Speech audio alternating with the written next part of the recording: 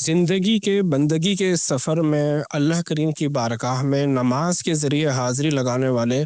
خوش نصیب انسانوں کو کبھی کبھی سفر درپیش ہوتا ہے، کبھی بیماری آ جاتی ہے، کبھی مصروفیت آ جاتی ہے۔ کچھ لوگ ایسی جگہ ڈیوٹی کرتے ہیں جہاں ڈیوٹی آورز میں ان کے لیے دوبارہ اپنی ڈیوٹی چھوڑ کر آنا بار بار ان کے لیے مشکل ہوتا ہے۔ ایسے لوگوں کے لیے جو بار بار اپنا کام چھوڑ کر